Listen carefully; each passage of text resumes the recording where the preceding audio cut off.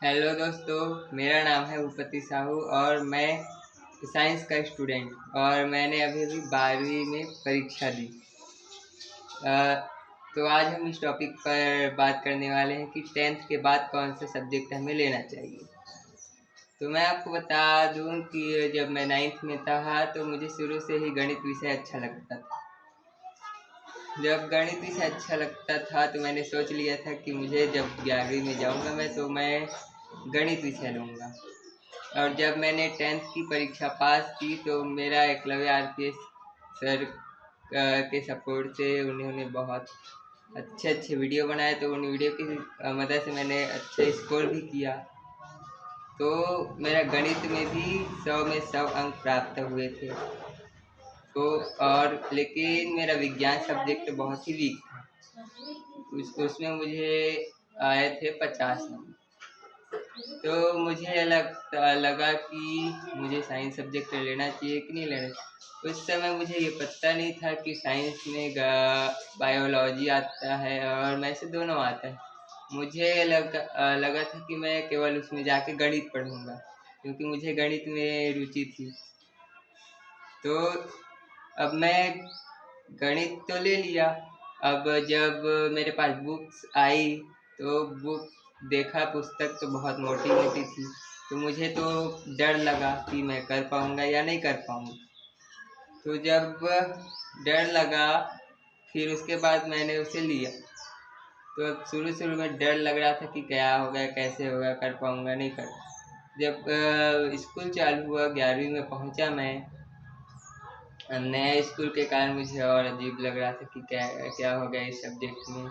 तो और शुरू में जब त्रैमासिक परीक्षा आया तो त्रैमासिक परीक्षा में मेरा फिजिक्स में 50 में आया था 21 नंबर। तो मेरा कॉन्फिडेंस और डाउन हो गया कि और मुझे लगता था कि मैं इसमें कर पाऊँगा या नहीं कर पाऊँगा।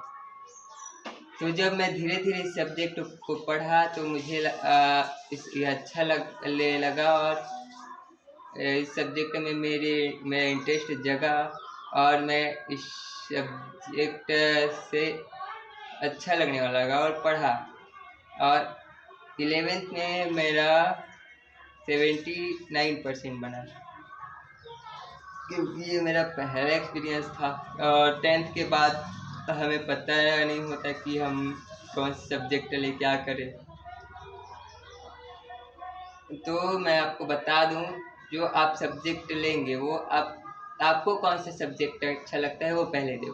आप किस सब्जेक्ट में रुचि रखते हैं। जैसे किसी को आर्ट्स सब्जेक्ट में होगा, सोशल साइंस अच्छा लगता होगा, किसी को साइंस अच्छा लगता होगा, किसी को गणित अच्छा लगता होगा या किसी को और कुछ। आप चाहे तो कॉमर्स में भी जा सकते हैं, साइंस में जा सकते हैं या आर्ट्स में जा सकते हैं। और आपका जो ये सब्जेक्ट चयन करने का तरीका है वो आपके इंटरेस्ट के ऊपर निर्भर है कि आपको कौन सा सब्जेक्ट लेना। तो और ये आपके गोल पर भी निर्भर करता है कि आपका गोल क्या है, आप आगे जाके क्या बनना चाहते हैं। जैसे कि मेरा ड्रीम तो शुरू से ही, मैं जब अपने छोटे भाई बहन लोग को पढ़ाने लगा, पढ़ाया भी, तो मुझे लगा कि मेरा ड्रीम अच्छा है कि मैं भी टीचर बन जाऊं। और मुझे लगता था कि मैं टीचर बनूं तो इसके लिए अब मुझे मैथ सब्जेक्ट में इंटरेस्ट था, क्योंकि सोशल साइंस में बहुत याद करना पड़ता है और मेरे को समझने में अच्छा लगता है। तो मुझे अब मैं तो याद नहीं कर सकता बहुत सारी चीज़ों को, तो मैं सब चीज़ों को क्या करता, मैं समझता और आगे बढ़ता। तो आप लोग जिस आप जैसे कि आप लोग को याद करना अच्छा लगता हो कि कई लोग को, और कई लोग को समझने में अच्छा लगता हो। तो जो लोग को याद करना अच्छा लगता है वो आर्ट्स ले सकते हैं, और जो लोग को समझना अच्छा लगता है या जैसे कि आप किसी चीज़ को समझते हैं, याद नहीं कर पाते, तो आप मैथ्स ले सकते हैं, बायो ले सकते हैं, ये सब चीज़ें ले सकते हैं। और मुझे भी जब पढ़े तो कठिनाई आई। और अगर आपने गणित सब्जेक्ट लिया तो आपको हर दिन उसकी प्रैक्टिस करनी पड़ेगी, और हर दिन अगर आप प्रैक्टिस नहीं किए तो आप गणित सब्जेक्ट लेके आप 11th नहीं निकाल सकते, क्योंकि गणित में हर दिन प्रैक्टिस करना पड़े, जो मैंने किया। अगर आप गणित सब्जेक्ट लेके सोचे कि एक दिन मैं नहीं पढ़ूंगा भैया और बाकी दिन एक दिन पढ़ लूँगा और पता चला 2-3 दिन नहीं पढ़े हो फिर पढ़े हो, तो ऐसे में आप गणित को हैंडल नहीं कर पाते, क्योंकि गणित 10 से 2 गुना होता है। तो आपको हर दिन प्रैक्टिस करना होगा गणित लिए तो। और आर्ट्स लिए तो आर्ट्स में भी मेहनत होता है, हर सब्जेक्ट में मेहनत होता है। किसी भी सब्जेक्ट में ये नहीं कि आर्ट्स सरल है, कॉमर्स सरल है। ये सब्जेक्ट, कोई भी सब्जेक्ट अपने आप में सरल या कठिन नहीं होता। अगर आप पढ़ोगे तो आपके लिए सब सब्जेक्ट बराबर हो, क्योंकि हर सब्जेक्ट में पढ़ने में मेहनत होता है। और कई लोग सोचते हैं आर्ट सरल है, तो आर्ट सरल नहीं है भैया, क्योंकि उसमें भी पढ़ना पड़ता है, मेहनत लगता है।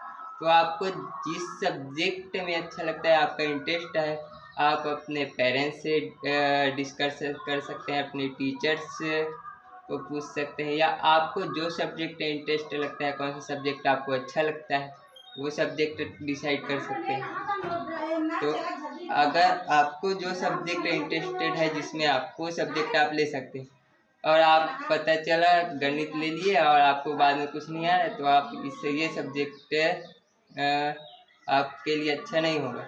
और मुझे तो शुरू से ही 9th से ही अच्छा लगता था मैथ्स, तो मैंने 11th में आके गणित सब्जेक्ट चूज़ किया। अब मैं तो यही बोलूँगा कि आपको जो अच्छा लगता है उसके हिसाब से ले, और आप पेरेंट्स के प्रेशर या किसी भी प्रेशर में ना ले।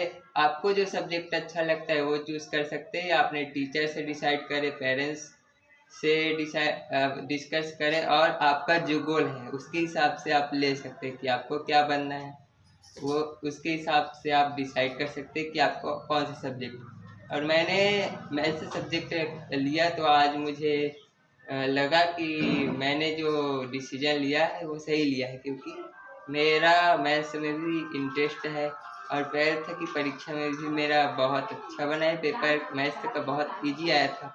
अब ईजी आया था तो मैथ्स में भी हमको मेहनत करना पड़ता, क्योंकि मैंने मेहनत किया। हर दिन आपको प्रैक्टिस करना ही पड़ेगा मैथ्स में। मेरा सब्जेक्ट है तो मैथ्स था, तो आप भी ले सकते हैं जिस पे इंटरेस्ट है, लेकिन मैथ्स लिए तो उसमें आपको मेहनत करना पड़ेगा। और